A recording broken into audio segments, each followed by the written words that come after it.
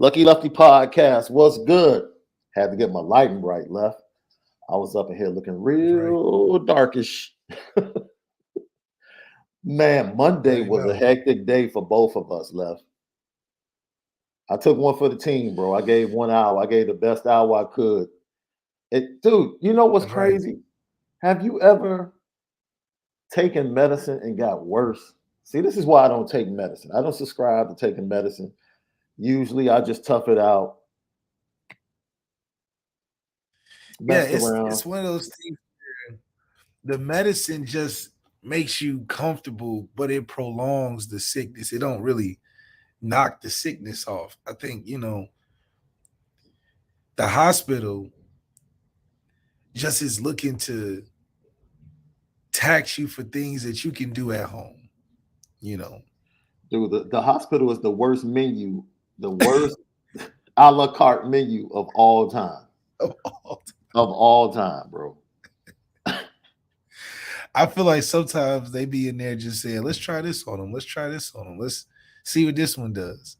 Like, because it's like, I think once you've been doing it for so long, you just kind of just look at it as an opportunity to experiment. Mhm. I mean, you got people in there of all type of conditions. It's you as a person that's been to school for 8 years straight, all them clinical hours, late nights, stress, trying to pass this test. You like, man, listen, I'm here now. I'm gonna just try shit out.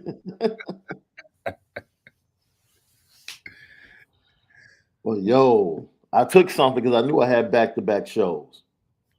I had our show, then I had the recruiting show, and I'm like, yo, if I'm gonna make it through this, I might have to take something. Yeah.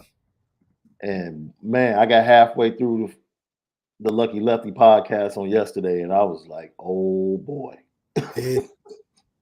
I was like, I was like somebody coming around the corner with the baton in a relay race. It's like it was no one to pass it off to. I'm Mm. like, yo, this ain't good. Like there is no left in sight. I'm gonna have to tough this out to the finish line. It was rough. It was definitely a rough one for sure. Man. But Leo, yo, then we tried to do something last night. The schedule just didn't work. Mhm. So we're back here today. We That's we why started some, go they ahead. that's why they say Mondays are tough days, man. Tough days of the week. So we started something left. We've done a lot of interviews that were not released on Apple Podcasts and Spotify. Mm. And so we started a best of. Each and every Sunday, we're going to release the best of Lucky Lefty over Apple Podcasts and Spotify. That's every Sunday. It's going to drop every Sunday morning at 9 o'clock. This week, our best of was our interview with Brandon Wimbush. It was a pretty good interview. We talked Mm. about a lot of things, his journey to Notre Dame. He talked about his recruiting trip, and you were the person that came to meet him and his mom Yep. on his visit. So that was a great conversation. Talked about the Miami game and some other things he's doing with Mogul, the company he works with in the NIL landscape. So, as always, go check out Lucky Lucky Podcast, Apple Podcast, Spotify, daily, Monday through Friday. And then on Sundays, we will be dropping the best of Lucky Lefty, not just interviews, but some of our best conversations, most controversial conversations over the last year. We'll be dropping that each and every Sunday at 9 a.m. only on Apple Podcasts and Spotify. CFB Nation in conjunction with Irish Breakdown. All of our great content. Leave 5 stars. Leave your comments. We appreciate your comments. I have one comment from yesterday I want to jump on a little bit later. But you already know, home of the misguided passion. It's the Lucky Lefty podcast. We spin it different. Different. Yeah, dude. Athletic did an article that we're going to get to. Ari Wasserman, who we had on the show previously, best and worst campus locations in college football. This is going to be interesting. I can't wait to talk to you about this one. But before we do that, yesterday we had the opportunity to kind of tease because I didn't go into it because I didn't have you on left. We kind of teased the offensive ceiling for Notre Dame, because people have already anointed Sam Hartman as the Heisman award winner in 2024. Hopefully. And all things are possible, right? All things are About. possible. Just about. And so I thought I did a pretty good job. You know, people take things personal, right? They take things personal. And do you know what happens when you put something under a microscope, Left? Why would you put something under the microscope? A lot of things get put under the microscope when you're trying to really evaluate the value that is bringing. So if you want to get to the bottom of something, you want to see how things work, you put it under the microscope. If you have a weak chain in the link, you look at the weak chain under the microscope to fix it because you usually want to fix something. It's a pretty good. That's a pretty good definition, Left. I like that. It's a pretty good definition. So by definition, has the offensive line in Notre Dame shown its value? 100%. 100%. Has the running back room shown its value? 100%. 100%. 100%. The addition of Sam Hartman and Tyler Buckner's improvement that we saw in the Gator Bowl. Have we seen value in the quarterback room? It's definitely way more improved than last year. Okay. Standpoint. What's the value you've seen from the wide receivers? A lot to be desired. Okay. A lot left to be desired. Okay. So people, you know, they must be the agents for Chancey Stuckey or something. It's like they take it as an offense when we say, look, the wide receivers and Chancey Stuckey are under the microscope. There are no excuses. Can't blame the quarterbacks anymore because according to Irish fans, we have a Heisman Award winner at quarterback. Hopefully. So what's the problem? We should have somebody that gets 80 receptions, 1,300 yards, and 10 touchdowns, right? That's what I'm thinking.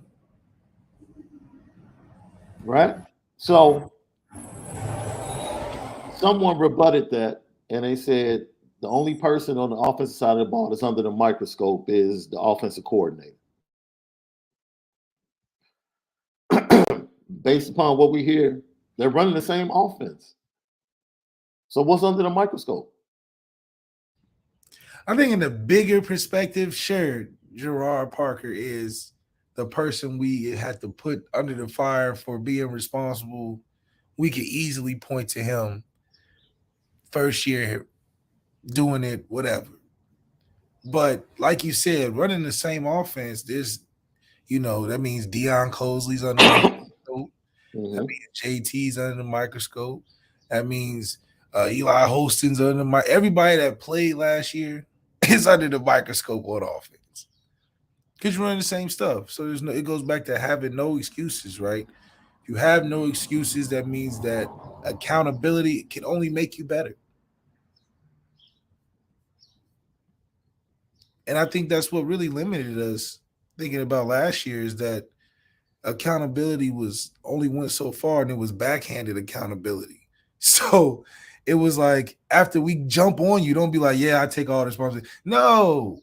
If you take an accountability, get ahead of it, that way you can ease the tensions that arise from it. So it really takes a group effort, but a strong individual to lead the charge on taking accountability. And I think Marcus Freeman sets the example for that when he wants to, and even when he doesn't want to.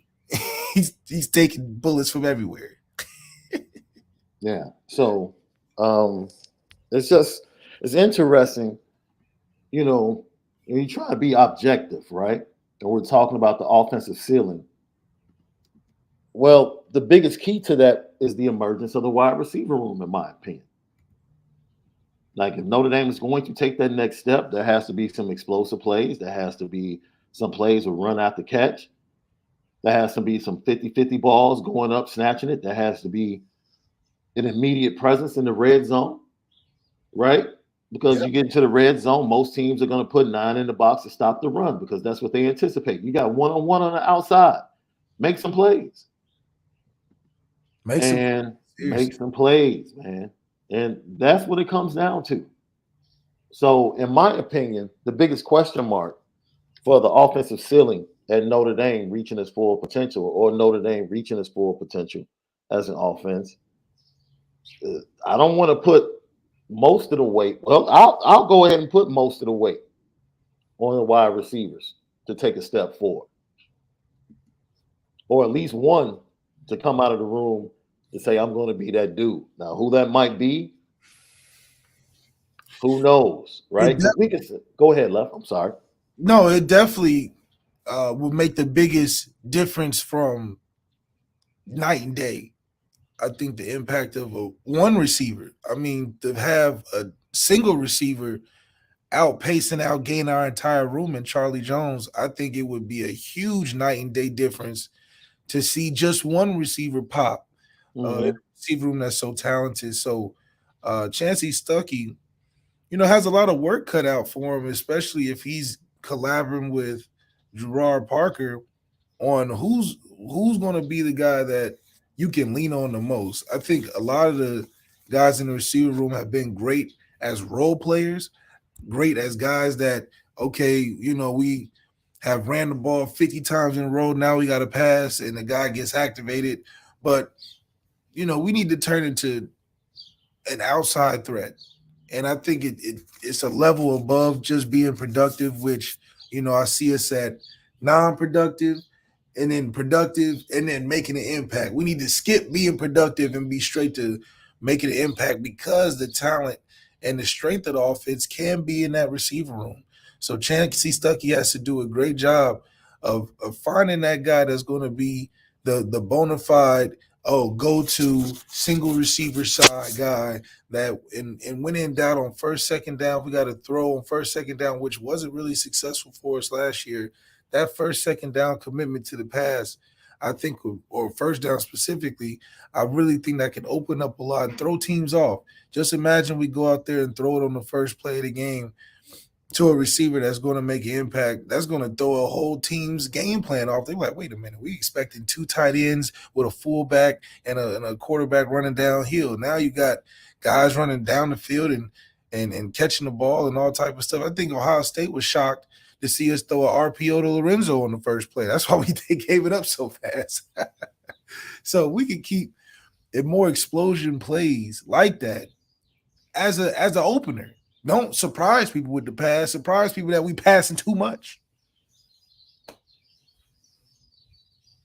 That's interesting that you say that, because most people would say that the offensive ceiling for Notre Dame from a points per game standpoint is somewhere around 38 to 40 points per game, right?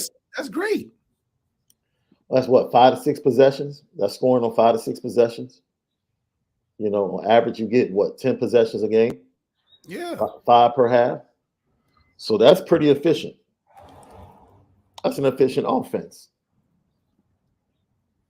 But what's more important to this offense taking the next step? Is it going to be yards per attempt?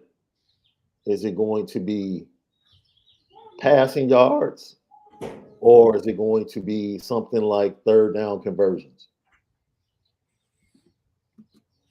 I would like it to be passing yards, actually. Third down conversions, I think, if we are at a passing strength or even doing well in the pass, Mm-hmm. third down run should be great because it should be third and short. And so I wouldn't really depend on them being third down possession receivers as opposed to being first down receivers that can potentially make big plays or get the offense going in a good momentum to where we can feel more at peace on a third and short with an Aldrich estimate that Mm-hmm. we can get those first down to continue the drives. I think that mentality shift could be refreshing for an offense that's been run on first, second, and third down. Yeah, I mean, when you think about it as well, let's invert things, right? Offensively. I hope Jared Parker has an inverse approach, especially in big games, right? Don't just come out and just run on first down. Don't just come out and go play action on first down. Have the ability to drop back on first down, whether it's with a quick screen or take a shot down the field. Like that's one of the things you can have when you have confidence and when you feel like the quarterback situation has been solved. You can take a shot and risk not gaining yards on first down, right? Because if I don't, I take a shot, it's incomplete. Now I back your safeties up and I come back on second down. I can go play action still, or I can go ahead and run the ball for 4 yards. And because I'm confident in the efficient offense we have with our quarterback, I'm cool with 3rd and 6. I'm cool with 3rd and 5. So I look for the offense. That's going to be the Yeah. telltale for me. The aggressiveness of the offense early in series is going to be the telltale for me whether or not they're really going to have the opportunity to reach their offensive ceiling this year. Because I think this offense should have the opportunity with the offensive line and the running game to go ahead and take shots early on in games and early in series. Yeah, absolutely. And then I think that mentality shift is right. We need to be able to think we're not going into like Ohio State, we're not going into the game to limit CJ Stroud's possessions. No, CJ Stroud need to keep up with us. We went in there being like, let's hold the ball until the time runs to 0 and we walk out 3-0 with a victory. No, make it 45-48 like Georgia did. Georgia saw there was a challenge presented that Ohio State was going to keep scoring. So what Georgia do? We're going to keep scoring. And I think that's the aggressive nature that we need to take on a dominant level of this college football uh, atmosphere that we're dealing with. Because as we can tell, teams are getting better through the NIL, whether we realize it or not. Tennessee became relevant in 1 year because of the NIL. Coastal Carolina, I mean, not Coastal Carolina, Tulane became real relevant from NIL and transfer portal. So, any of these teams, kind of like college basketball, can win on any given day, considering the reshuffling of college athletes through the transfer portal and through NIL decisions. I think uh, Alabama has been on the right track of being dominant in games they should win, but it's even more at a premium now, especially for us. If we want to consistently be in the final couple games, we're dominating all levels of competition because we want to prove that we're a top 5 team week in and week out because you're going to have to. We don't want to slip up to a Tennessee or South Carolina or Penn State or Duke. Any of these teams on any given Saturday truly can win unless you're a Georgia or Alabama. Absolutely. I got Roderick Blackman. Thank you for tapping in today, man. He says Parker said the right things about using what you have and looking to more minds in the game planning. That collaborative effort that you were talking about that you pretty much said has to end on Thursday. Because after Thursday, it's all on Jared Parker.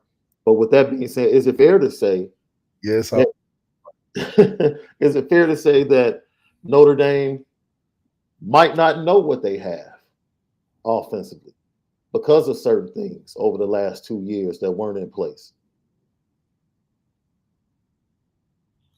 man, maybe it's me. Maybe I just feel like I'm the best GM in the world. But if you're recruiting a player, I think you should really get an evaluation of what you have or what you potentially getting. And I think once he gets on the team, for me, similar to how they say about coaches watching recruiting film, they're not watching the 10 minutes of you scoring touchdowns. They're probably watching the first 30 seconds or maybe, first couple plays and they moving on. I feel like you can tell who a dude is in the first practice. How a guy moves, Man, what a guy looks like, if he's just so much different than what you have in there, at least different in the amongst the athletes that you have. So, especially for a guy that's been there, and especially been in the background and supposedly been in has had a hand in yeah, what was going on last year, there is no excuse about not knowing what you have. I think if you was Andy Ludwig coming in, yeah, you can say that. "Oh, I don't really know what I got.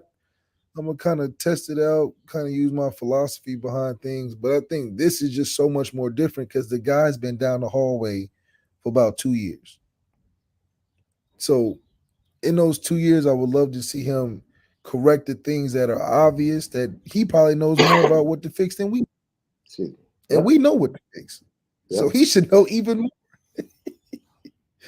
So am I expecting a 180? Sort of. I'm thinking more of like a 120, not all the way, but like, it needs to be unrecognizably recognizable. Like I kind of see what you're doing, but it's not last year. So for us, I think it's very possible with the quarterback uh, athleticism and potential we have to look different. We're not pigeonholed, in my opinion. We're not pigeonholed to running certain things and only running a few plays because he can only throw certain things and certain distances. Yeah. It's a la carte right now. You know, It's like the hospital. It's a la carte. it's like Grace Hall. There you go. It's like Grace Hall. See, Grace Hall, you go in there and get you a hot sub, or you get you a deli sandwich, or they get you something that they made for the menu of the day. And then they got the little fry station. You get onion or regular. You see what I'm saying? It just go in there, you just mix it up. Yeah. So we're a la carte cafeteria right now. I wouldn't say Golden Corral because that's broad and it's real bland. We're more of like a nice little cafe, Earth Cafe. By the way, the Lucky Lefty, the Left cookbook is coming. It's coming. Yeah. No, we literally are working on a game day cookbook for every game That's right. coming up this fall. It's gonna Courtesy of this dude right here. All types of dips. His Buffalo buffalo dip, gonna be on buffalo there. chicken dip is gonna be on there for sure. No cootery boards. I'm sorry. Cootery boards are not making it. And if it is, I'm making my own cootery board. It's gonna be modernized, Lucky Lefty ified or something. It's gonna be different. Man, but no, it's going to be very interesting, right? What's added? I'm very interested in being in the place to be on March 22nd, right? Because there are certain things that I should be able to see off the bat. I should be able to see somebody stand out in that wide receiver. Somebody should be moving differently. Yes. Like, oh, okay, he's moving different. Yeah, okay. And we heard rumblings. Yes. We heard rumblings throughout the season. Yes. A lot of wonder involved and wondering why they're not out there with all these rumblings. Because they could have came in handy. But I can attribute that to our limitation in distance that we could throw the football. So now I believe Sam Hartman maybe not be Patrick Mahomes. But Sam Hartman can push it 50 yards down the field. Tyler Buckner can push it 65 something down the field. Mm-hmm. Maybe not like me. I think I'm the only one that's actually showed in game throwing it that far down the field. I think Deshaun maybe had a long one or two, but I'm for sure the longest in game arm. But that's a whole nother topic. But I do think Tyler Buckner has a strong arm. I think Sam Hartman has a strong enough arm to where we can see the athleticism of our offensive talent, especially the receivers, seeing them run past guys, seeing them catch it on the move, seeing them catch it in space and turn a 5 to a 15, 15 to a 25, 25 to a touchdown. We got guys I believe that we can do that with. Or just make spectacular catches. We got big body receivers as well. Caleb Smith, pretty big. JT's tight end big, damn near. He loving that training table. I can tell. Lorenzo Styles can run past some guys. And then the freshman, I hope and pray the freshman cause enough disruption where Chancey got to look twice. Be like, maybe I'll throw Braylon out there one time. Oh, to the point that he doesn't have to say a word. Yeah. I just want to look like. I want to see the response. Are we even competitive in the receiver room? Like if Jordan Greyhouse came in, Jaden Greyhouse came in right now and just started over JT. What Would JT do anything? Would he get upset? I don't know what type of competitive competition we have in the receiver room. I don't know. I want to see those young receivers shake it up. Mix it up. Have somebody really demand the football. I think Chancey is a great coach to be able to manage that energy if it exists in the room. Now, if this is just a bunch of good guys taking a turn, you go and then no, not me, you go. No, not me, you go. Then we're not gonna get anywhere, even if we are talented. I think it takes an attitude, maybe like a Steve Smith in the room. That would be nice. If we had a Steve Smith on the team, that would be nice. I think so. It'd add a little edge. So you want somebody to step up and be like the champ in Harlem Nights, like right before he's getting ready to fight, old boy. Like, don't take this personally. Like every day, like, yo, I'm the best. Yeah, in the straight room. up. Like, I love y'all, but I'm about to put on. I'm about to put on. Because think about the secondary. We love Jaden Mickey's energy coming in the spring. I think and then Ben Morrison popping up out of the group out of nowhere. And that's the cool thing, right? And then that energy. Yeah. You love that energy. And guess what that energy produced? And that energy produced a Cam Hart coming back. Because he said, whoa. I know y'all talk about the young bucks. I was a young buck at one point. Right. And I know the young bucks is balling. Morrison coming Right. out of nowhere. Jay and Mickey making plays as a freshman. You got guys all over the place. Xavier Watts. But I'm here too. I'm here to prove something too. So I think the energy in the secondary, which is, in my opinion, changed the chemistry of what it was in there for so long, where we felt it was. We've had great guys in the room, but you never felt like the room was a threat in the long term. I mean, we got Julian Love, Cole Luke, Troy Pride, Dante Vaughn. I mean, we got guys, but the room right now feels a little dangerous. The room right now feels like, oh man, this could lead the defense. The room right now is not only veteran, but is young and experienced. So I think if the receiver room had a lot what the defensive secondary room has, I think we would have something really special. I'm going to say something, Left, and this is to the coaching staff. This is why, I'm looking at the coaching staff. There's a phrase called paralyzed potential. And you can do it either way, right? Because I've actually taught this in mentor groups. I've used paralyzed potential, and then I've actually taught it in lessons in ministry, and referred to it as paralyzed faith. And what I mean is, your ability to have faith or to capitalize on your potential or cause either one to be active has been inactive because you fear failure. And anytime you are a big time program and you get big time athletes in, you have to, if you're not playing them, that means you fear failure. Exactly. Some players are going to fail. Yes. Successful people get over themselves and get over failure. You're going to fail. Early. I don't care whoever, you're going to fail. So you might as well experience the failure, get over it, get back up, and go on to your success. Left, let me tell you something. The shows that we put on right now, in comparison to the first week of shows we did, our first week of shows were horrible. They were terrible. Left, terrible. They still might be sitting on like 300 views. That's okay. But guess what? We kept going. We kept going. We kept building. We kept adding things. You cannot fear failure and become successful. You cannot get the best of the best. You cannot bring in 5 stars and 4 stars and fear them failing on the football field. It's going to happen. You can't protect them from failure.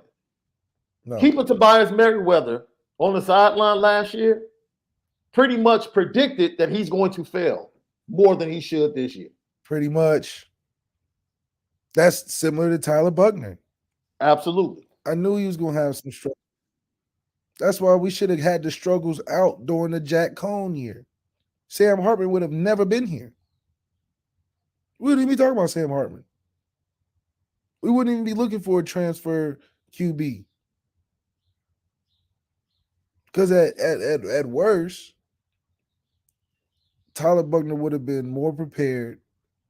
Maybe a different outcome in Ohio State game. Yeah. Definitely a different outcome in the Marshall. Mm-hmm.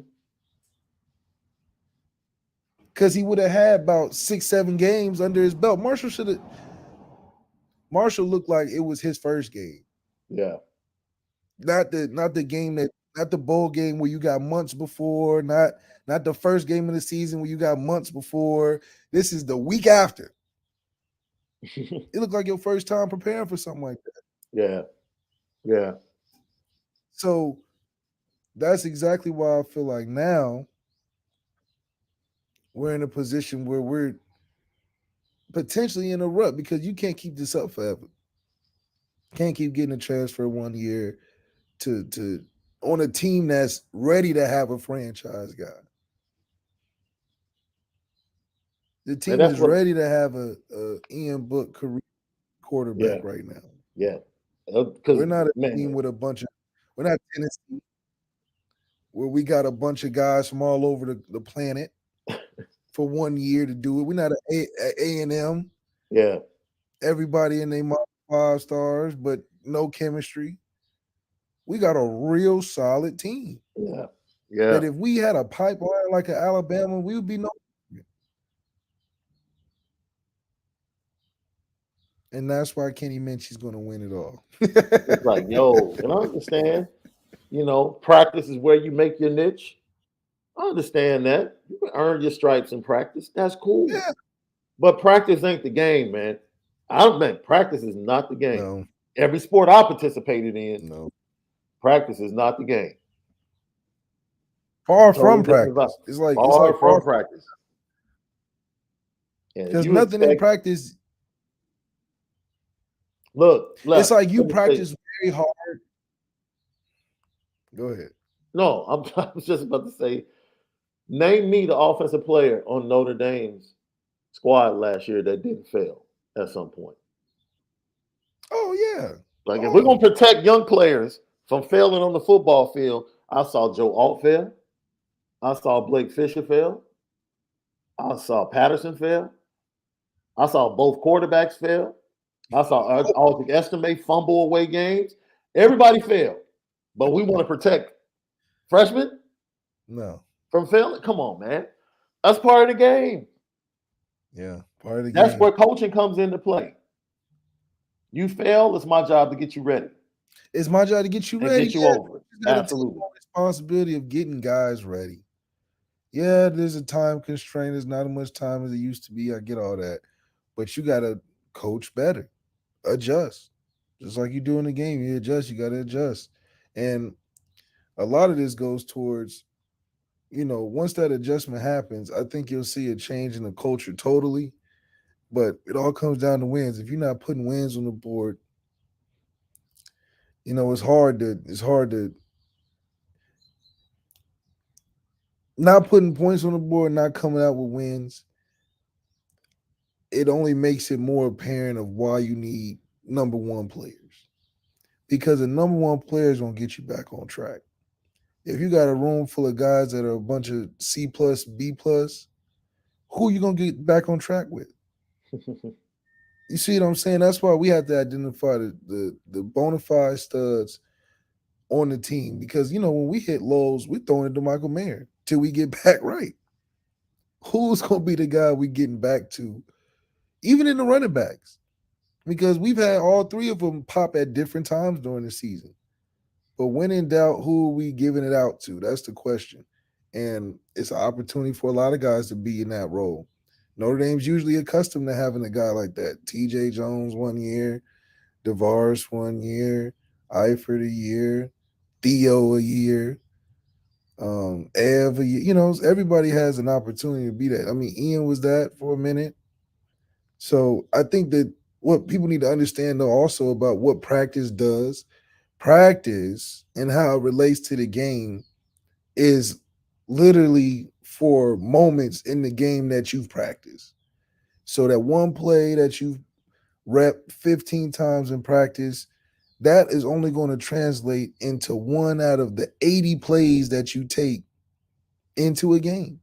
That's what you practice for. Now, that play that you've practiced and is set up right might result in a touchdown, which could be a huge play in the game. That's what practice translates to. Moments in the game that you need to execute when things are set up right. But why everything else other than that, you want your best players on the field because they're going to figure it out in the game. You're not practicing your script or the 80 plays that you're going to see on game day because a lot of things change when live bullets start coming out. So the only benefit that I see of practice and why I think a lot of practice players can't always translate into the actual game because the actual game is like getting dumped into the wild forest. Now you got a couple tools with you, which you sharpened before you got dumped in the forest. Now you have to apply those tools to the forest that's live action. When you're training, they give you the wood already chopped up and you just build the fire with it. They got the tent set up and you know how to rearrange the tent, put it up, take it down, whatever. They give you the campground, you know.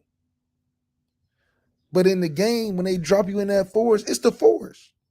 You got to make the tent, clean the campground, build the fire, chop the wood, know which berries to eat, know which leaves to use. Mm. Mm. And the leaves some may be way over that tree over there, some may be in front of you, you got to go find it. Practice is just telling you what berries is good. They ain't tell you where to get them. They ain't tell you when to eat them. They ain't tell you how to eat them. They just said these are the good ones, these are the bad ones. Practice, this is a good play. This is a play, can't work. If it don't work, here are the options, whatever. We might not call it. So when you get to the game, you need guys that got that instinct, that can put the instinct to the tools. A lot of guys get caught in routine in practice. Oh, okay, I got to do this, take this step, but not ready for the live action when maybe they don't do that. So it definitely is a balance that you gotta have. That's why it's a difference between football players and players that play football. Just like hooping. Anybody can hoop, but then there's basketball players. Actually, it's reverse. Anybody can play basketball. It's only a few. It's only a few hoopers. Oh, yeah, that's right. That's right. Anybody go to the wide and throw some shots. Yeah. Everybody ain't a hooper. Everybody can't come off a pick and roll.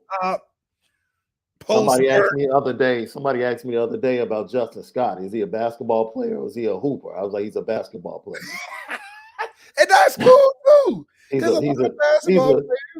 a dog on the football field that plays basketball. He plays basketball. He is not a hooper. No. He's not going in there doing 50 jump shots a day. No. No. He gonna go to practice. He gonna use his athleticism to get a couple buckets, hustle, effort, attitude. Maybe he got a little mid-range, but he's not handles with the Julius Randle with the no, man, come on. No. He is a lefty though. Yeah. He is a lefty, but he is not Julius Randle by no stretch of the imagination. No way. But if you went to the Y, I bet you'll pick him up. Heck yeah. Yeah, if I was playing fives or something, he might be my first pick. Yeah. control that paint. Give me the outlet pass. I need somebody to throw me the ball. Absolutely. And set screens. Absolutely. So as we get ready to close, talking about the offensive ceiling, I said this yesterday. The wide receivers have to make life easier for everyone else. Look, Ryan Day is going to be installing a brand new starting quarterback. The one thing that starting quarterback knows when he walks on the field is that he has two dogs to throw to. Yes. Two every week, without question. You can question him, whether or not he's going to be CJ Stroud, whether or not he's as good as CJ Stroud. All day. You can question that all day. But he knows for sure that he has two dogs to throw to every week when he walks on the field. You know how good that makes him feel? Man. Out there. Man. And you just know it's just a matter of time. Y'all going to fall asleep and think, oh, he ain't going to run past me. Y'all going to step up too close and I'm going to see it. And I don't care what the play is. I just blank the play out. We throwing it deep. That's the type of comfort a Tyler Buckner needs. Yes, 3rd and 6 at Clemson. It's crowd going crazy. We got this complicated play to get the first down. We need it. And what do you know? You got Tobias Merriweather out there on the island. One-on-one. You know you got to go route. Pre-snap. Just Tyler Buckner just need to blank his mind. Sam Hartman just blank his mind. Be like, I'm throwing this go route. Because I got Tobias Merriweather. Oh, they want to double Tobias. Oh, I got Lorenzo Styles in the slot. What play do I need other than them two out there? Whatever. Just go out there and run around. That's the type of comfort. Like when I had Will out there, I'm telling you, it was like, man, I hope that y'all did y'all game planning. Because I'm going to just try it. I know you want to run this play and whoop-de-whoop, but I'm going to just see what's out there. See if they up the speed today. And that produces also, when you talk about how do you raise the point level, that raises the point level. Because if you can go out there and just know, oh, I can just 1-play drive, 2-play drive, steal a quick touchdown off a turnover because we got an explosive receiver, get a quick 7. When the last time Notre Dame got a quick 7? When the last time Notre Dame rolled out there, starting on the 30, and got a 2-play touchdown drive? I can't remember. Man.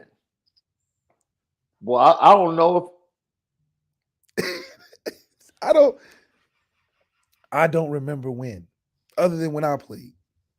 You know how you sit down because you tell yourself, like, dude, I cannot miss 1 second of this game. You just never know what's going to happen.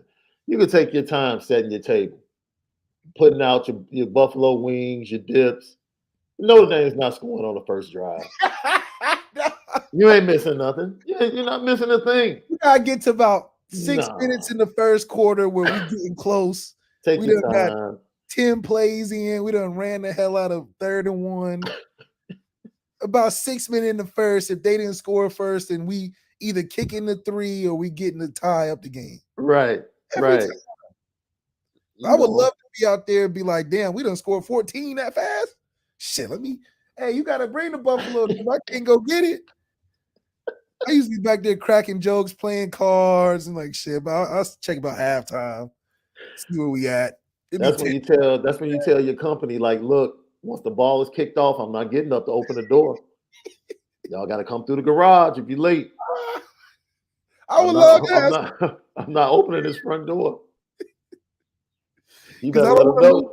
Man, I don't want to lose my seat in front of the TV. Yo, Marcus Freeman, that's the type of offense we want this year. You mess around, click over late, like, oh my God, it's 7-0. What happened? Like for the good movies, you want to get there early. You want to see all the previews. I just want to see what's coming up. Just because the movie's so good, I know the preview's gonna be good. I gotta get my snacks. I don't want to be running in and out. Excuse me, I'm trying to get. They like move out the, You want to be able to have your snack. I want to have my snacks ready, my drink ready next to me. Boom. Nobody disturbing me. Oh, we lost left. I think the last time, honestly, I think the last time we had that excitement was what, 2020, No, 2020 first play against Clemson, yeah, right?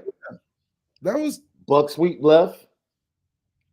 Kyron took it to the house, set the tone. Yo, that was the man. That was the last time. That was the last time we ever saw anything like that. But for the most part, for the most part. We going in there first down, hand it off right, get about 5 yards. Second play, throw a little drag. Okay, boom. Third and short, convert. Then with first down, we might try something deep. You know what I mean? And then come back, throw a screen. Oh, we gonna let them screens. After the screen, gonna come back, hand it off. Look, I already know the game plan. But how nice would it be? Sam Hartman roll out there, Tobias on one side, Styles on one side, JT on the other side, and we just run four verticals. We're like, your corners are not better than our receivers. We just gonna throw it deep. Man, what I'll jump through the TV because I would know right then and there that we're highlighting what we want to show to the world that we can throw the football and we got the guys to do it. Not just one guy. We got multiple guys. That if we're buzzing at the right level, anybody can pop on any game day. mm, That's how much talent we got at that receiver level. We got an AJ Perry on there, maybe not from a production yet, but we got a more talented, if not just as talented as AJ Perry that Sam Hartman had. Sam Hartman probably like, man, I got a lot more talent than Wake Forest, just collectively. that's on paper. On paper, yeah. Hasn't produced yet.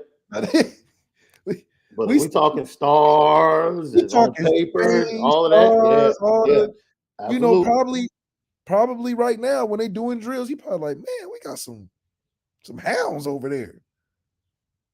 Tyler Butler, like, yeah, those just the guys. He don't know no contrast, he don't know no different. But Sam definitely recognizes a difference. So I would hope that he elevates his play and just be a distributor of the football. We're not asking him to run for 1,000, throw for 4,000. I don't even know if Sam can run like that. Dude, I would bet. No, I'm not gonna bet my house. I would make a substantial bet that Sam Hartman does not get over 200 yards rushing this year. Yeah, okay, I'll take a bet. I'll take that bet. No, no, Would you I take a doubt it. bet Tyler stays healthy the whole season? Yes, in the role that he has, House on yes, I would bet favorably. it? Your house on it? No, first of all, I'm not betting my house on anything. No, sorry, that's not happening. But I would definitely, in this role, I would bet that he, yeah, He should get some time this year. I know, we got Sam Hartman and all that, but he should get a little time. Cause what's the point? Like, okay, I know Marcus Freeman had a long conversation, maybe pretty short, with Drew Pine. hmm Probably said, look, Drew, skedaddle. Or you can stay, but you just ain't gonna play. But I'm sure he probably talked to Tyler too. But what is he like? Tyler, our plan is to get you ready after Sam, and then, or what? Or is he saying like, Tyler, this your last one because we got some down the pipe, we got to get rolling? Or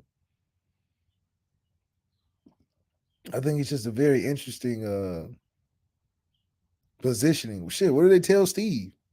Or do they even talk to Steve? do, they even tell- do they let Angeli know what's going on? They just be like, all right, you scout team today, all right, you pack up today. yo, Because I just, Steve, I think it would be unfair if I was any of those guys' parents. I would mhm. be like, son, what is your role in the QB room?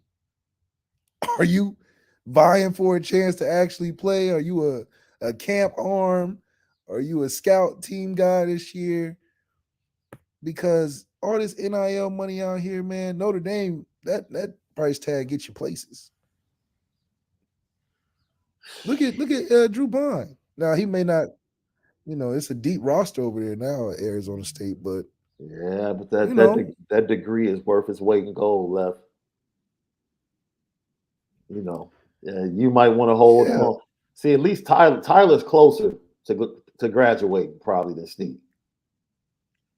So Well, Tyler might, Tyler got into that. He got warped in. He got yeah. warped in that window once he passed sophomore, junior year. Hmm. Man, you be a fool to leave. You be a You fool. be a fool.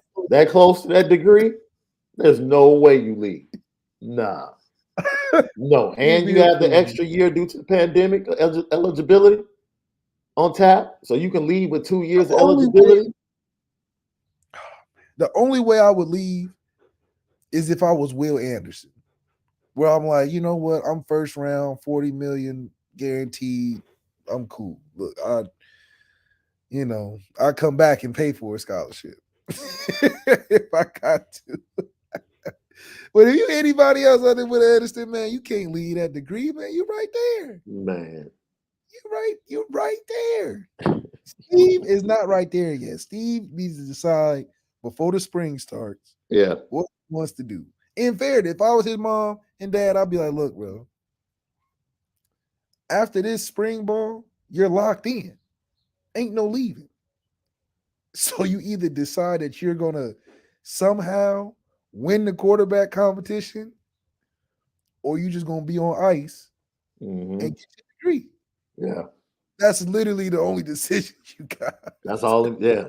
It is what it is. Lucky Lefty podcast. I got Matt _10. Thank you for the super chat, super sticker. Anthony Solomon, thank you for the super sticker, my man. Johnny S. Off topic thoughts on Indy looking at Ohio State's men's basketball coach. I saw this Keep on Twitter keep him. and I said, why would he leave Ohio State? People were talking about, well, they're threatening, firing him. He can reset his clock. It's a lesser job, though. Ohio State basketball nice now. That's what I'm saying. It's a lesser job. And he is in the last 3 schools to get Bronny James. Ooh, yeah. That dude ain't thinking about Notre Dame. Hell no. He resets his own clock if he gets Bronny James to come to Ohio State. Listen, he get a full 4 years guaranteed. Easy. That's the most important thing on his plate right now. Bronny Not James. even winning the Big Ten championship. No, dude. Bronny James. That's it. Bronny James. That's it. But that's smart. If I'm an athletic department, I'm trying to get him. And they would be stupid as Ohio State to fire him right now, knowing that Bronny James could be coming. Man, look, talk about a shot in the arm to the program. I wonder Doxy. you think we reached out to Bronny? Who? Notre Dame. Mike Bray called Bronny. Was like, hey, Bronny's going to a Nike school, man. You know how this goes. Come right. on, man. Wait a minute. Now we might be Nike coming up. No. No. He did go to Catholic school. LeBron did go to Catholic school. Notre Dame's too clean to partner with Nike. I don't see it. I don't see it. Man, bring back the Reebok, the champs. We had some nice jerseys back then. If Parker comes in and turns things up, does he get the credit or does Tommy? Thank you, Garland Doxy. Hey, he's the OC, dog. I'll probably give it to Tommy. That's you. He's the OC. He's calling the plays. Gotta call him, though. You do gotta call him. It's just hard when it's not your. So, if you get the answers to the test and you put your name on it, do you deserve that 100? What you mean?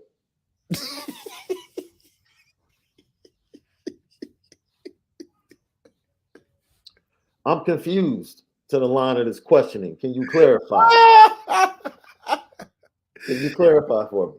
If you taking a test, right? Yes. And you get all the answers from your partner next to you. Okay. And you get 100 on the test.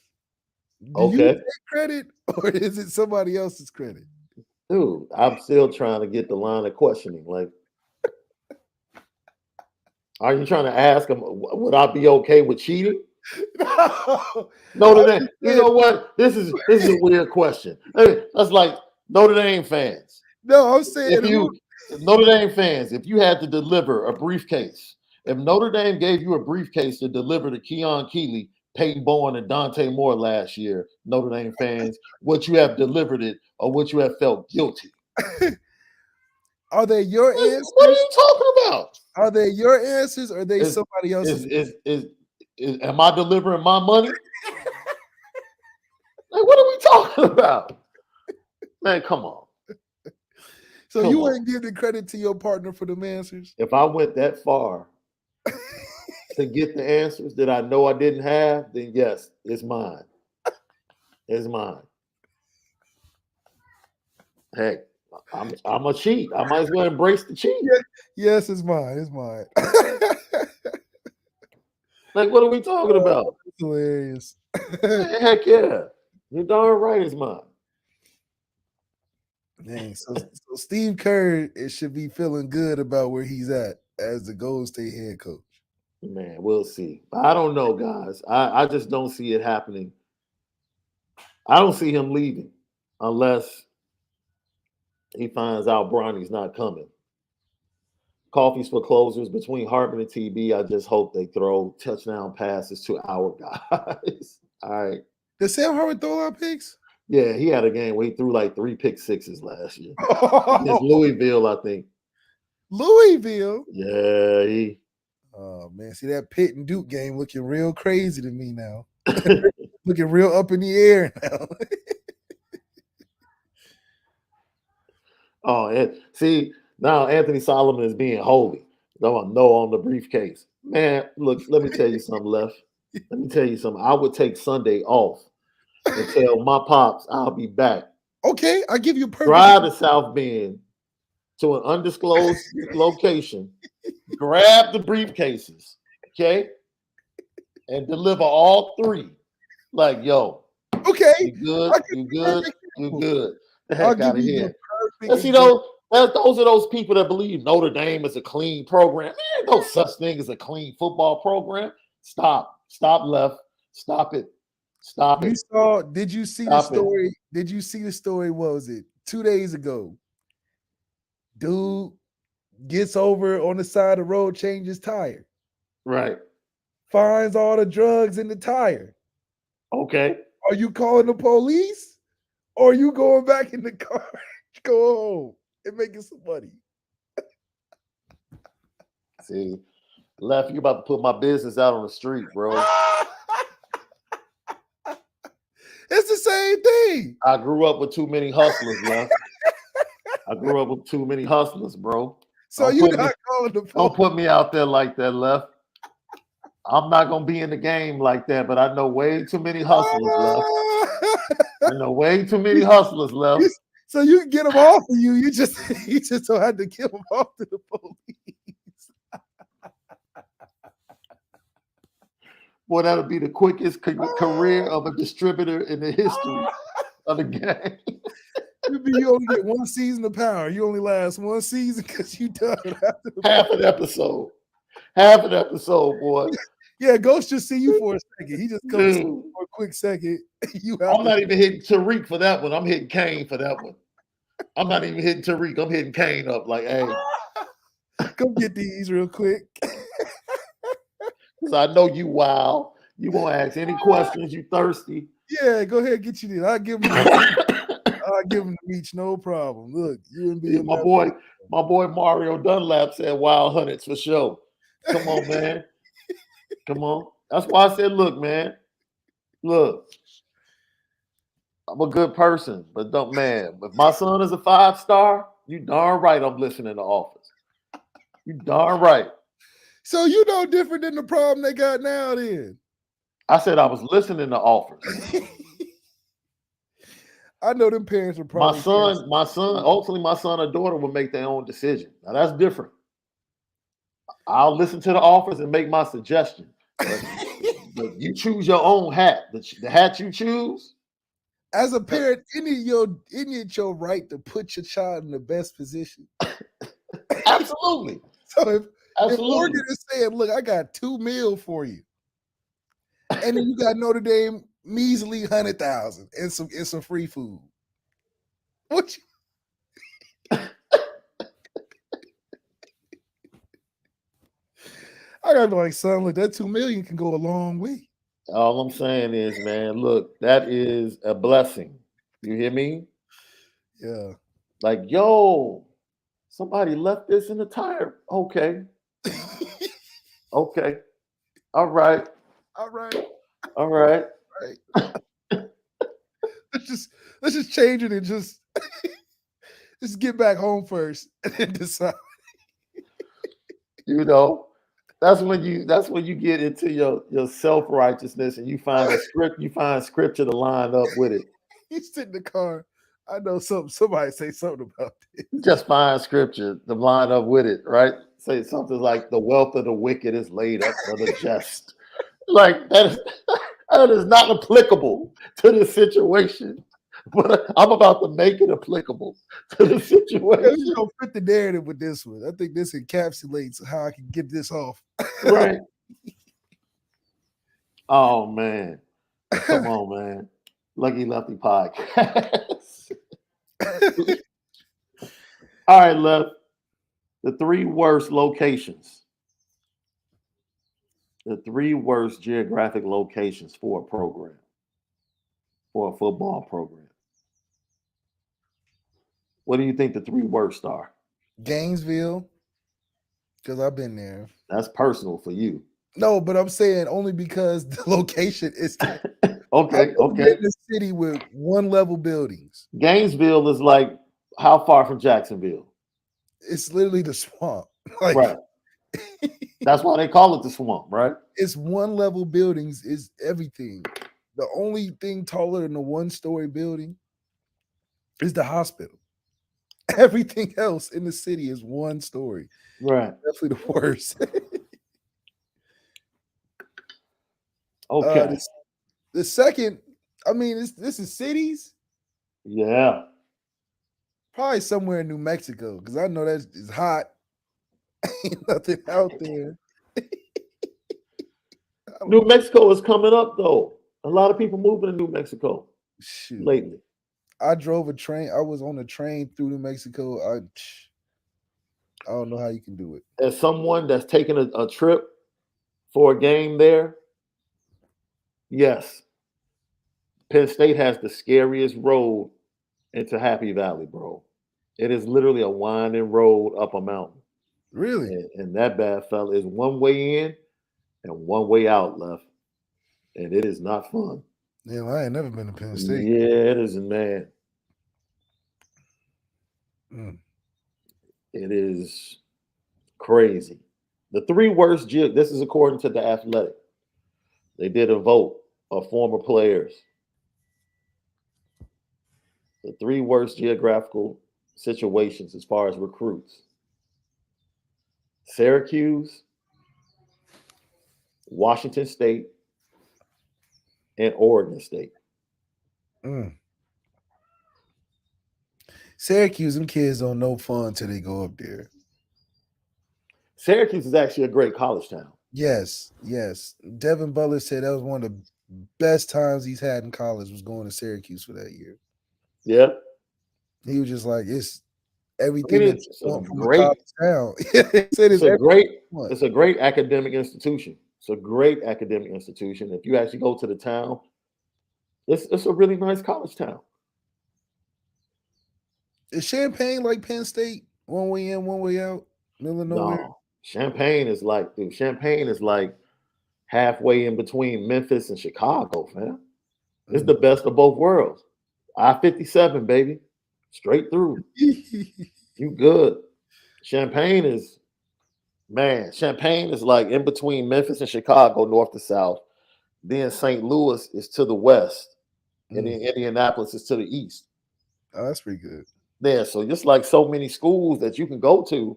That's like Notre Dame. You go Michigan State. Yeah, State. It's well situated.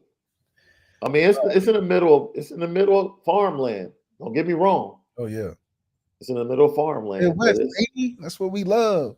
Illinois State is like 30 minutes away. Yeah, I got all those little schools over there. Yeah, Illinois State is 30. Illinois State is a heck of a party school, by the way. Yeah, I never heard of Low key, heck of a party school. Now, the top 3 geographical locations for programs, which is funny. I agree. And based upon this, they should have great programs, but for some reason they don't. I actually agree with the list. Georgia Tech in Atlanta. That's a great visit. it. Really? Atlanta? Man. Downtown, right? Smack right off of the expressway in downtown Atlanta. And it's like a 5-minute drive from the Morehouse Spelman campus. And it's Atlanta. I'm talking about Atlanta in 2023. But for some reason that program is mid. Right? But that's another excuse me, guys. That's another school because I still think they're either number 1 or number 2 in engineering. So the education of Georgia Tech is very similar. I heard it was hard to get in. It's very hard to get in. That's what I'm saying. So they kind of have similar issues as Notre Dame trying to get young men in because of the academics. But from a geographical standpoint, they should be able to pull talent from everywhere, dude. Damn. They should. Second on the list is Miami. Let me tell you something, bro. We had Jared Payton on the show on your birthday. I wish he had time to tell this story. He hosted Adrian Peterson for his visit to Miami.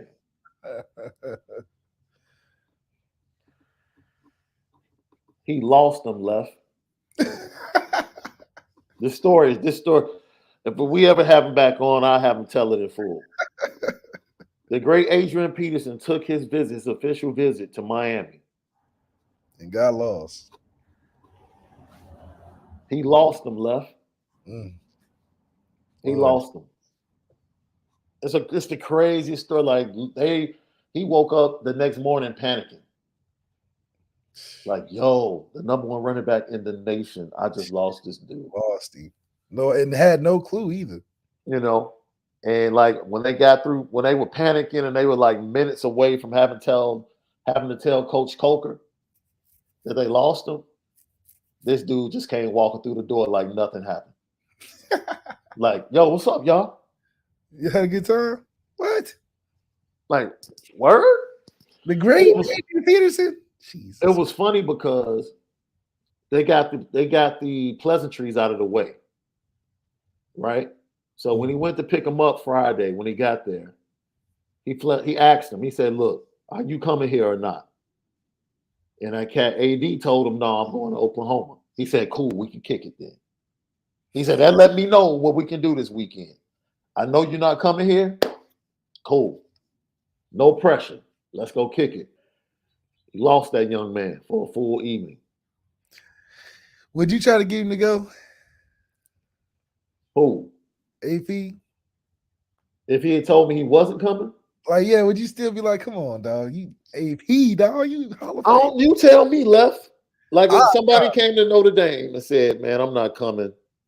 Right? Because Zeke came. Did Zeke come visit?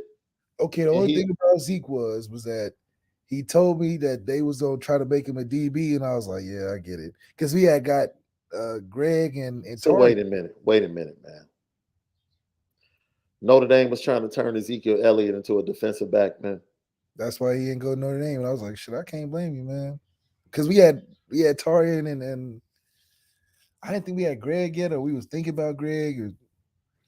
But so what? You had Tarian and Greg.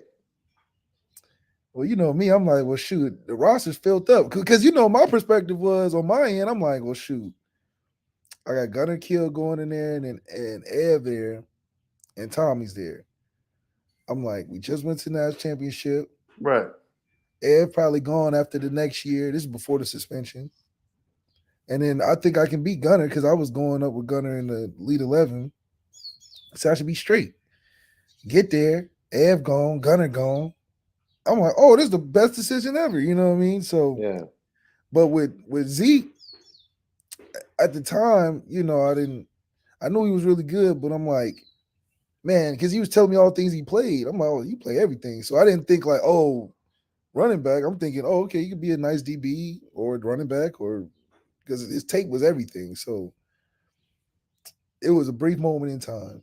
But even in that instance, I wanted him to come, but I thought we had filled the spots. I mean, I love Coach Alford and stuff. So crazy how they came full circle.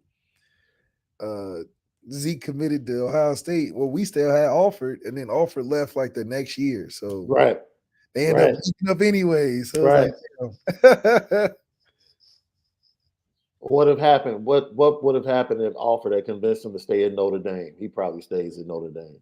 He would have stayed at Notre Dame if they treated him right, if they did him right, man. Um, I think they just kept him at a certain level, and Ohio State offered him more. And I think it was one of those things where Kelly wasn't going to put him over his boy Elston, you know, Mm. time. So whatever. Number 3, Houston. Oh yeah, I Houston believe. should have a great They should have a great football program. No, they have a good football program, but then they lose to like Cincinnati at the end or something. Like. They should be great. Don't left. They do. Especially they're popping. The city is like emerging and busting at the seams right now. Economically, Well, the jobs are like basketball team is number one. jobs are everywhere. Like right, the basketball team is number one. They should definitely have a popping football program, right? Because the city itself right now is just in an amazing space. It's in an amazing space. Even though we lost one of our icons down there last year to some foolishness. But those are the worst 3 and the top 3.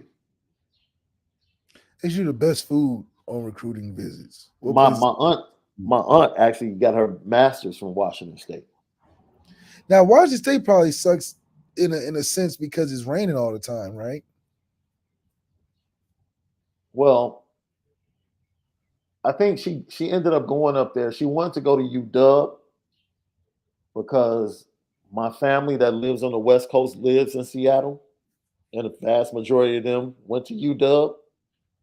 And I think she couldn't get into UW or get the money to go to UW, and then she ended up getting a scholarship to go ahead and finish up in Pullman.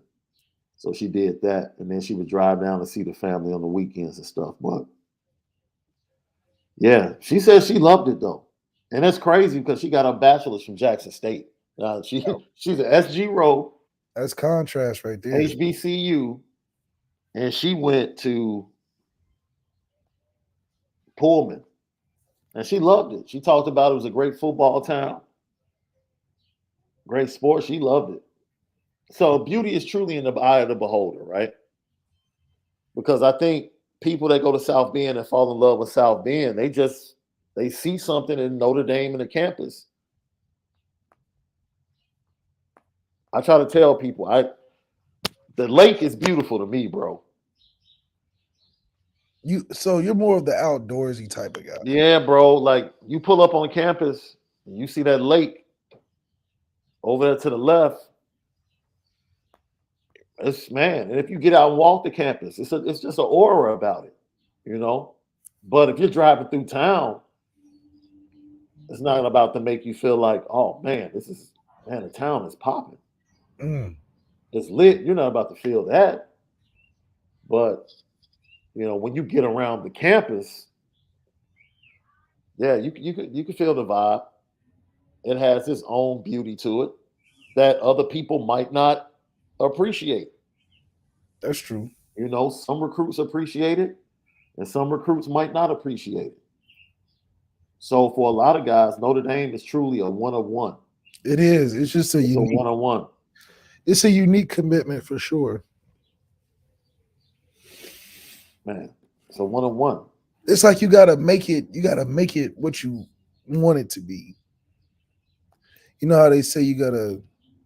It's not about the place. It's about the people you bring that make it fun. Yeah. Notre Dame, you gotta make your fun there. There's a lot of resources, a lot of different things you can do, but if you want to get the most out of it, you got to be active in it. Where I feel like in Miami, you don't have to be active for it to be active. You just look out your window at Miami and be like, "Yep, I know I can lose time being distracted today." Just like Houston, you probably forget where you live at because you be outside all day. I think it's on mute.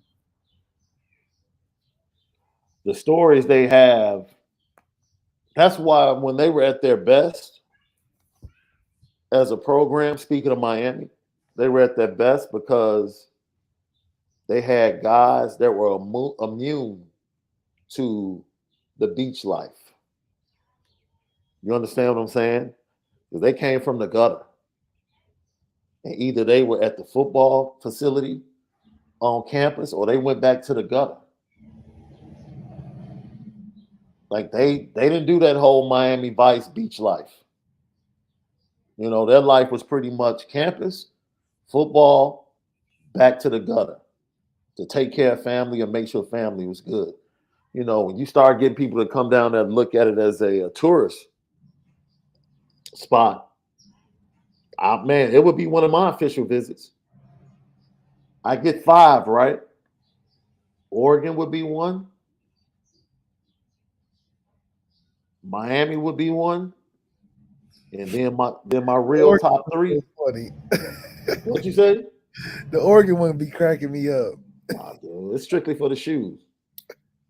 It's strictly for the shoes. That one's Nobody, I don't. transactional. That's not Yeah, even that's a transaction. I have no interest in playing for Oregon, dude. But I'll take these shoes though.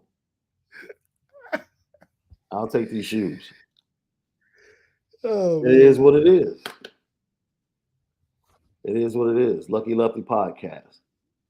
Before we get out of here, Left, do you know what today is? It's Happy Pie Day. Did you know that? 3.14 or Happy something. 3.14, the constant.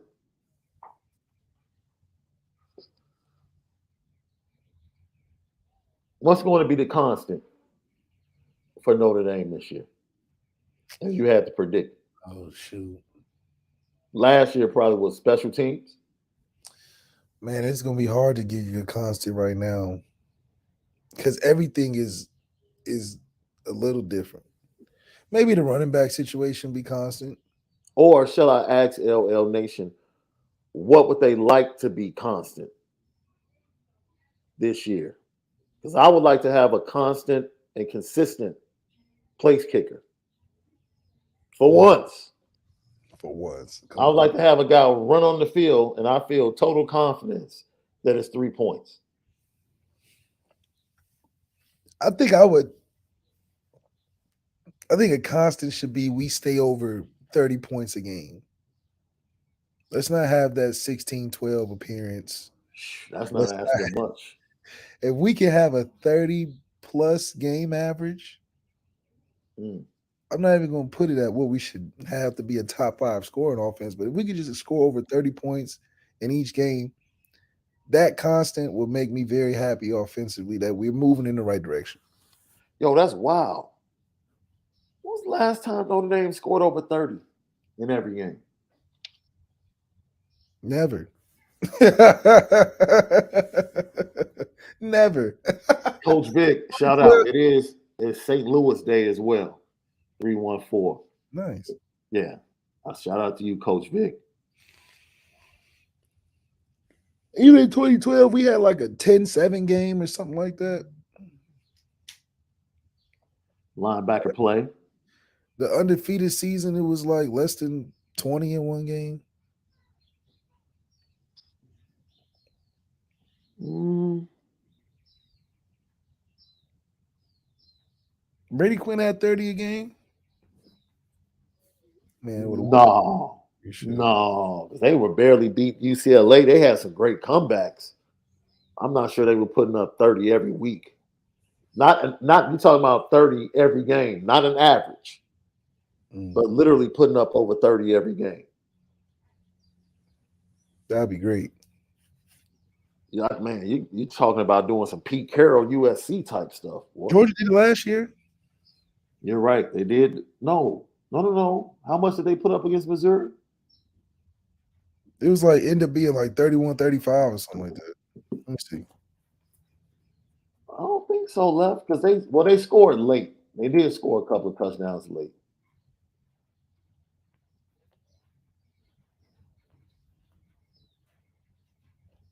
Oh, 26-22. Okay. 26-22. Okay. Damn near. Yeah, it's always one game that you usually end up being a little bit under, but that would be amazing if someone actually did that in the modern day, 30 every week against top competition. I wonder if did LSU do it in 19? Ooh, probably. They was cooking all year too. All year from the first game.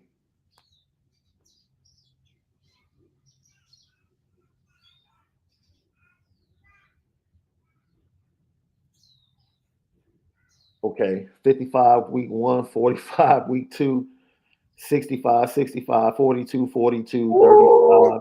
Okay. They slipped up against Auburn. They only scored 23. That was the only game they didn't score 30. Damn. Against Auburn, they won 23-20. Okay, so that would be my standard. We go every game but one. That's how I know we on a championship mark. Woo! If you're trying to get that LSU heater down the South Bend, Notre Dame fans wouldn't know how to act, Left. Yeah, we would. It's like Cleveland Left.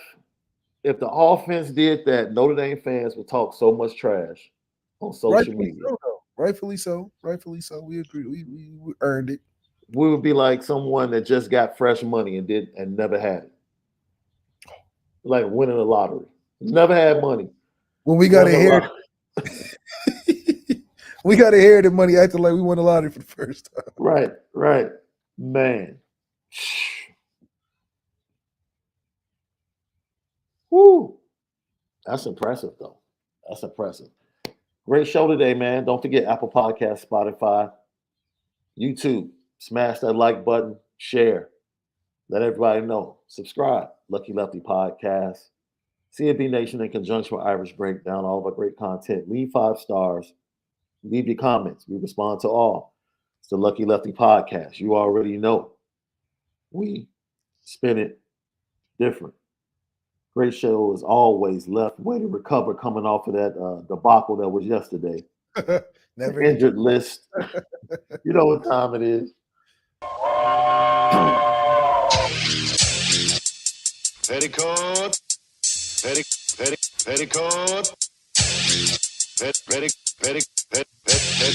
Petticoat Junction. It's time to get petty. We did a good job executing. Are you upset with something? And fire up the Petticoat Junction train. I just don't like you. You don't? No. What is today's petty historic? Petty Junction.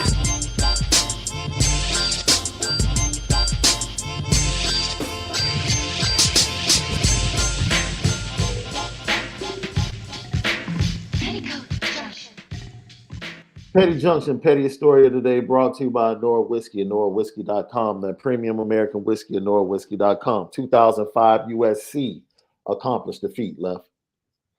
They were over 30 every game. Oh, man. That's when they had all the players that you needed. 2005 USC. Robert McReynolds says, Shaun, why does the train go backwards? Because we spin it different. That's right. And it's petty. That's why it's going backward, not forward. You don't move forward when you're petty. You only move backwards. Yo. The Denver Broncos are petty because the Bears had a 4-year deal on the table for Mike McGlinchey to become their right tackle. I told you that. And they had the nerve to come in at the last minute, offer more guaranteed money. It's okay though, because I still love the way that Ryan Poles is moving. He's not desperate. He's looking at it as a 2-year project. He has 2 drafts and 2 sets of free agency to make things right. So I'm cool with it. The NFL is definitely trying to write you guys in the next Super Bowl couple of years. The way they acting, they owe us. No, they owe you. We overcharging cats for what they did to the Cold Crush. Pay us like you owe us. We overcharging cats for what they did to the Cold Crush. That's right. 1985 is a long time. Yeah, it's about that time they make that comeback, huh? Man. So are they gonna get a comeback or not? What are they gonna do? Say what? They gonna do something with Justin, or they gonna keep him? They didn't rule it off the table. They already traded the number 1 pick. Oh, you said they're not gonna last past that pick. Because y'all only went back to 9. That ain't that far. Yeah, we went back to 9 and got a wide receiver. Got DJ Moore. You gonna bring DJ Moore in with a better accurate guy? Man, look. You being disrespectful right now. I'm not even gonna buy into that. Anthony Solomon said, "Are you excited about the new stadium for your Bears?" Look, man. It's more than a stadium. That's like in a entertainment center. Have you ever been to a Bengals game? Yeah. I've never been to a Bears game. No, I kid you not. I've been to Soldier Field for like multiple Notre Dame games, but I've never been to Soldier Field for a Bears game. I kid you not. I kid you not, bro. I'm not lying. What? I'm not lying. Never been to Soldier Field for a Bears game.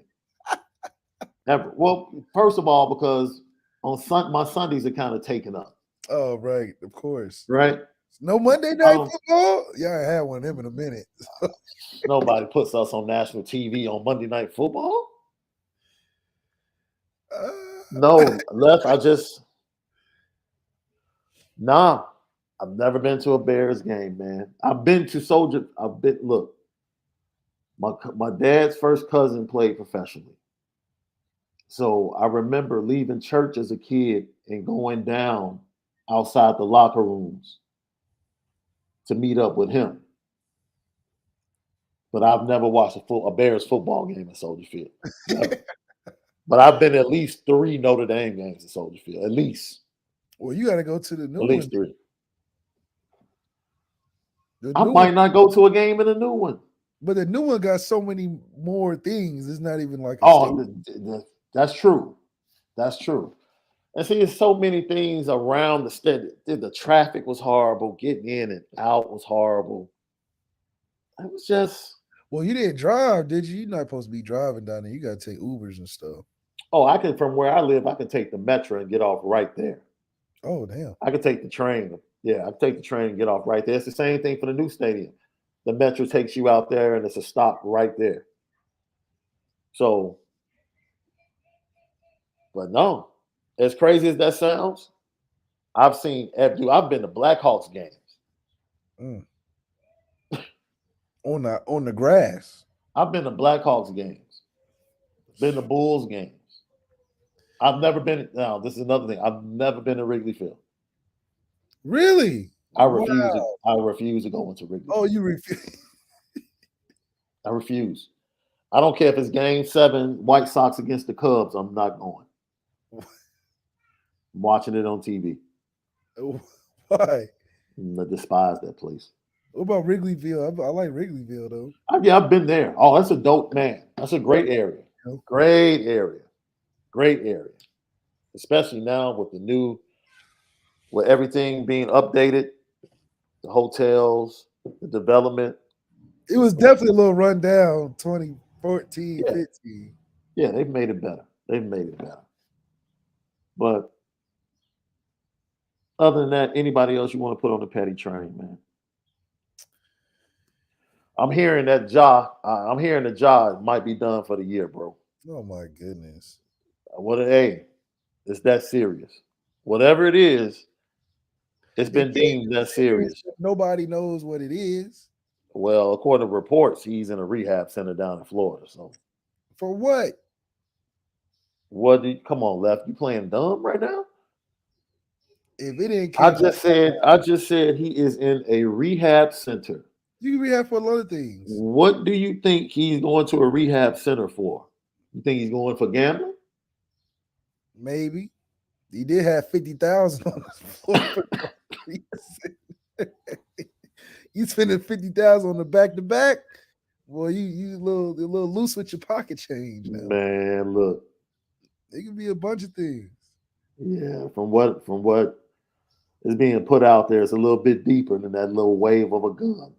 The league has been on to him for a while, and they thought maybe he would grow out of it.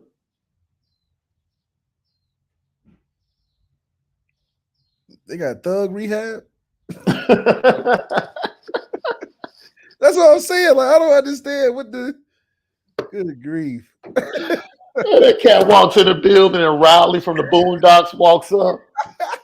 What's up, Thugnificent? Yeah, for real. Like, come on, man. He's a 23-year-old kid, bro. What's up, Thugnificent? You out here? 23-year-old with 200 million. What kind of rehab do you need? Obviously, you've been doing the right things. 23 with 200 million, Shaun. Would you go to rehab? Absolutely not.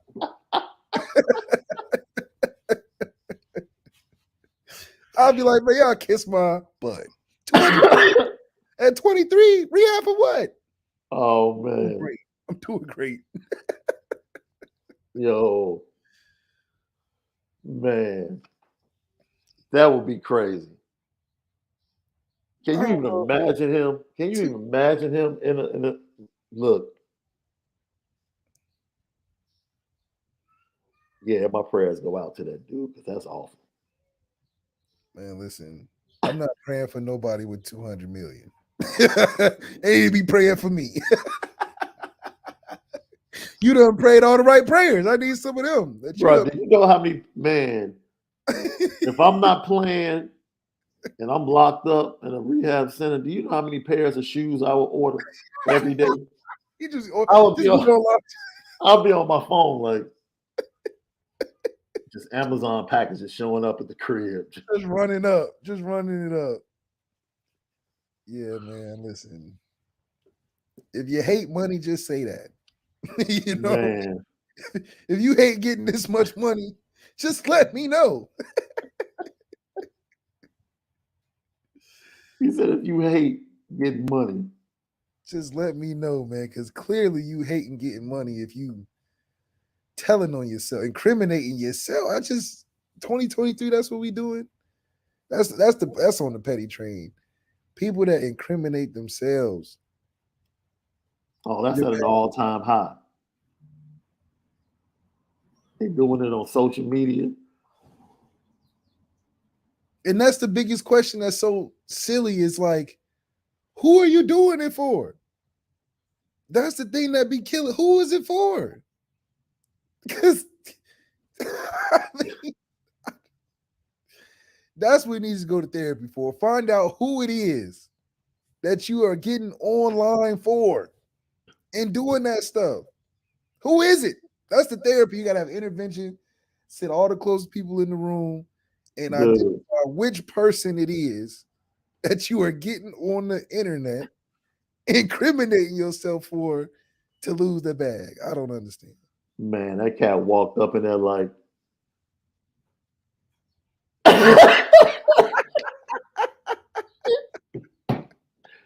he walked up in there like Thugnificent. Oh my God, man. Because you know the rehab places really got people that are going through something. Yes. You can't convince me you're going through something with 200 million. You're going through 200 million problems. You created something. Maybe his dad in there with him. Because I feel like that's a package deal. That cat. Dude, if this was an episode of the Boondocks, that cat Uncle Ruckus would be going crazy like, I told you, Robert Freeman. Robert Freeman, I told you about him. You can't trust him, Robert Freeman. I told you. This is right up Uncle Ruckus's alley. Right up his alley. Oh man, see, this is what we need. We need to come back, give us that satire that we know we hit right on the head. Man, look, I'm all for the Boondocks coming back, bro. Yeah. All for it. Man, thank you for another show, LL Nation. We'll see you guys tomorrow. I got Carl Reed is going to join us this week. I believe Thursday. He's double checking his schedule. He's been big time in us lately, bro. Nah, they've been working lately. I hit him up. He's like, man, I got to go from Kansas City to Nashville. Yeah, they working him. Yeah, they all working him. They all working him. Hey, come to the Lucky Lefty podcast where you get your free time, man. You get your life back. You still cover the same information, just spinning it different. That's all, man. Lucky Lefty podcast. Have a great Tuesday, guys. But most of all, make sure that you spin it different. Come on, guys.